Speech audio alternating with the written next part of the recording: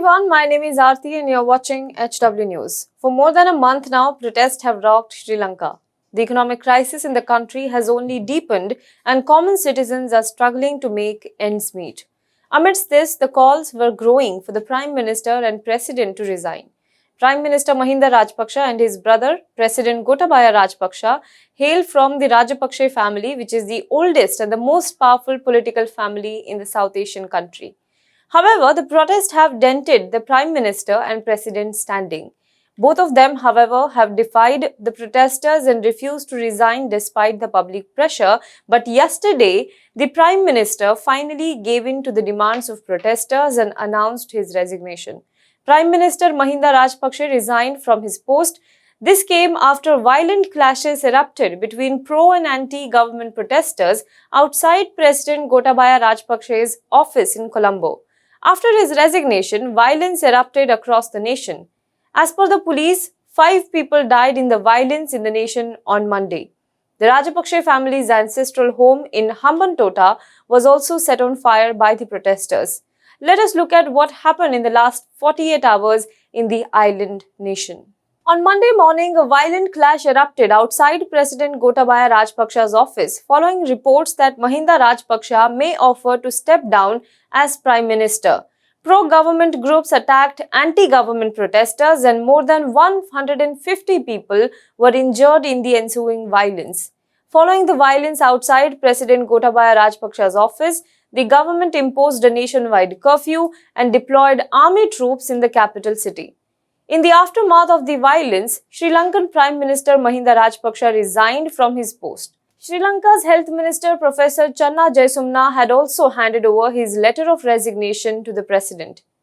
Rajapaksa in his resignation said, "Effective immediately, I have tendered my resignation as Prime Minister to the President." This is what he tweeted on Monday in an announcement that paves the way for the formation of a united government. He further said, "While emotions are running high in Lanka, I urge the general public to exercise restraint and remember that violence only begets violence. The economic crisis we are in needs an economic solution, which this administration is committed to resolving." This is what he wrote in another tweet. Now, as soon as Mahinda Rajapaksa announced his resignation, many parts of Sri Lanka erupted in more violence as mobs supporting him attacked the largely peaceful protesters following his resignation. The police also fired tear gas to disperse the protesters. The public turned their wrath on pro-Rajapaksa supporters then, as they were leaving the capital to go back home. Their vehicles were stopped and attacked in many towns. Additionally, the homes of several ministers and ex-ministers were also attacked and set on fire. The Bar Association of Sri Lanka also requested the public to remain calm and said it would initiate legal action against those responsible for the violence on Monday. The situation in the country, however, remained tense as of Monday night. In one violent clash, Sri Lankan parliamentarian Amarkirti Athukorla and his personal security officer died on Monday in the northwestern town of Nitambua. He belonged to the ruling party of the Rajapaksas, that is the Sri Lanka Podujana Peramuna. According to the police, he was surrounded by anti-government groups. The locals said that gunfire came from his SUV and then the angry mob surrounding his vehicle toppled his car. He reportedly took a refuge in a building beside the road where he died by suicide. The lawmaker and his personal security officer were later found dead. In a shooting incident in Nitambua, 3 people were injured and 1 is in critical condition at present. The ancestral home of politically influential Rajapaksa family also was later set on fire by protesters on Monday night. Meanwhile, shots were fired in the air from inside the official residence of Sri Lankan Prime Minister Mahinda Rajapaksa as protesters breached the main gate and set fire to a parked truck. The police, according to the sources, fired to stop the mob from breaching the inner security ring of the residence where Rajapaksa is still holed up with his many loyalists.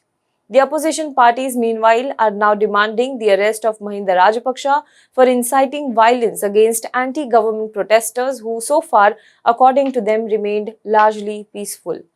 Some reports also suggested that this is the bloodiest day in Sri Lanka since the protest began in the country over the economic crisis. As many as 8 people were killed in Monday violence and 200 others were injured.